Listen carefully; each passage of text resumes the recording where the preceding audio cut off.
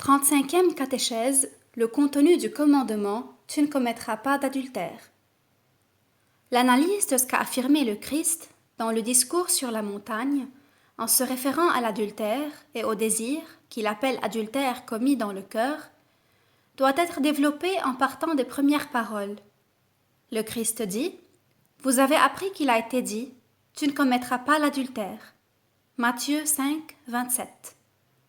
Il a pensé au commandement de Dieu, celui qui figure à la 6e place du décalogue et qui fait partie de ce qu'on appelle la 2e table de la loi, celle que Dieu Yahvé avait donnée à Moïse. Plaçons-nous tout d'abord au point de vue des auditeurs directs du discours sur la montagne, de ceux qui ont entendu les paroles du Christ. Ce sont les fils et les filles du peuple élu, un peuple qui avait reçu la loi de Dieu Yahvé lui-même et que les prophètes également avaient sans cesse blâmé tout au long des siècles, précisément à cause de leur attitude à l'égard de la loi et des multiples transgressions de celle-ci.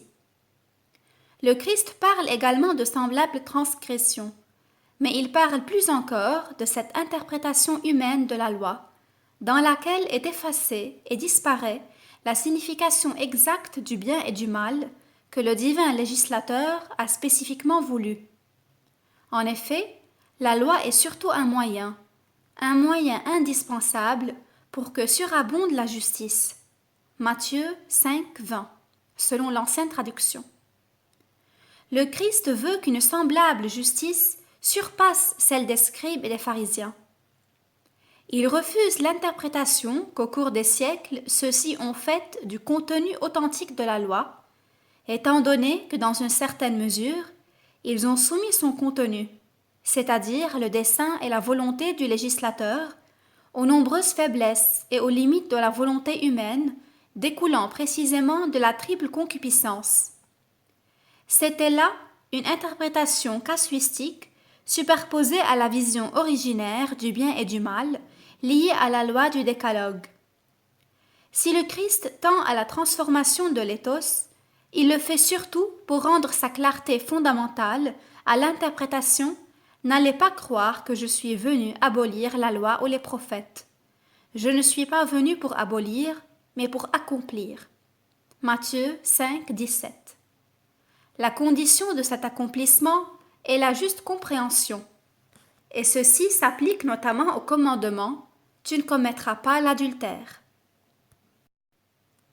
Qui suit dans les pages de l'Ancien Testament l'histoire du peuple élu depuis les temps d'Abraham, y trouvera en abondance des faits qui attestent comment ce commandement était mis en pratique et comment, à la suite de cette mise en pratique, s'élaborait l'interprétation casuistique de la loi. D'abord, on sait parfaitement que l'histoire de l'Ancien Testament est le théâtre d'un abandon systématique de la monogamie, ce qui devait avoir une signification fondamentale pour comprendre la défense « Tu ne commettras pas l'adultère ». L'abandon de la monogamie, spécialement du temps des prophètes, était dicté par le désir de la descendance, d'une nombreuse descendance. Ce désir était si profond et la procréation comme fin essentielle du mariage était si évidente que les femmes qui aimaient leur mari et qui ne pouvaient leur donner une descendance demandaient de leur propre initiative au mari qui les aimait de pouvoir prendre elles-mêmes sur leurs genoux, c'est-à-dire d'accueillir les enfants nés d'une autre femme, par exemple de la servante, c'est-à-dire de l'esclave. C'était le cas, par exemple, de Sarah à l'égard d'Abraham, Genèse 16, 2, ou de Rachel à l'égard de Jacob, Genèse 30, 3. Ces deux récits reflètent le climat moral dans lequel le décalogue était mis en pratique.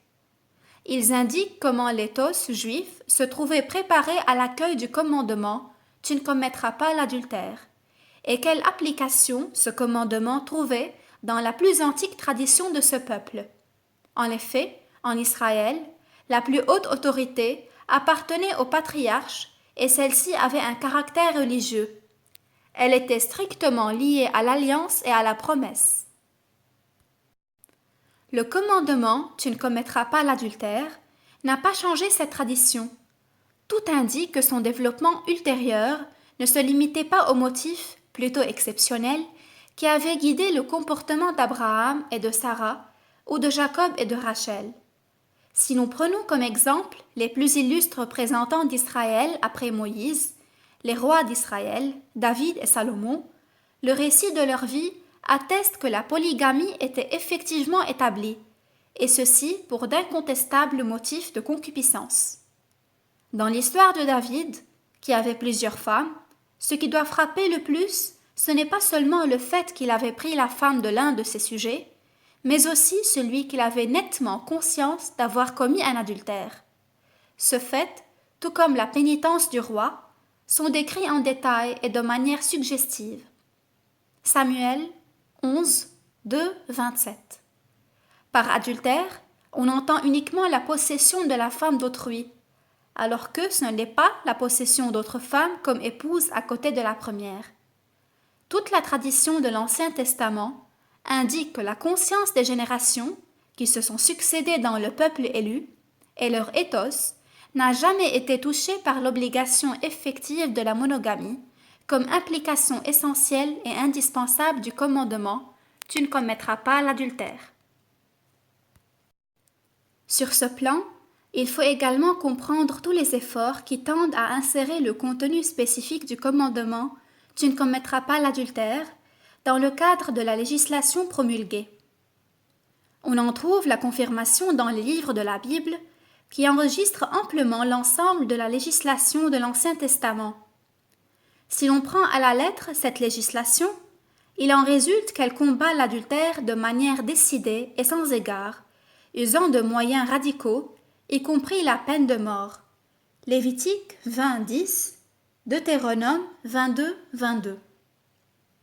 Elle le fait tout en soutenant effectivement la polygamie, allant même jusqu'à la légaliser pleinement, au moins de manière indirecte. Et ainsi, l'adultère n'est donc combattu que dans les limites déterminées et dans le cadre des prémices définitives qui donnent sa forme essentielle à l'éthos de l'Ancien Testament.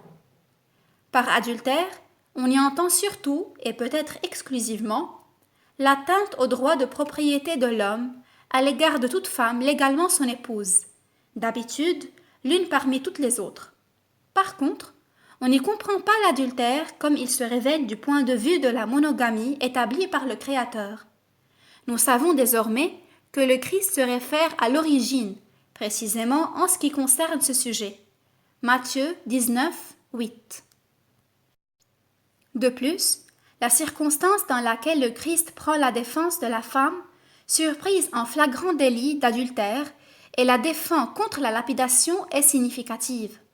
Il dit à ses accusateurs « Que celui de vous qui est sans péché lui jette la première pierre. » Jean 8, 7. Lorsque ceux-ci, abandonnant leurs pierres, se furent éloignés, il dit à la femme « Va, et désormais ne pêche plus. » Jean 8, 11. Pour le Christ, l'adultère s'identifie clairement avec le péché. D'autre part, lorsqu'il s'adresse à ceux qui voulaient lapider la femme adultère, il fait appel non pas aux prescriptions de la loi d'Israël, mais exclusivement à la conscience. Le discernement du bien et du mal, inscrit dans la conscience humaine, peut se révéler plus profond et plus correct que le contenu d'une norme légale. Comme nous l'avons vu, l'histoire du peuple de Dieu dans l'Ancienne Alliance, que nous avons tâché seulement d'éclairer par quelques exemples, se déroulait, dans une large mesure, sur un plan extérieur à la norme que Dieu avait inscrite dans son commandement « Tu ne commettras pas l'adultère ». Elle passait, pour ainsi dire, à côté. Le Christ voulait redresser ces déformations.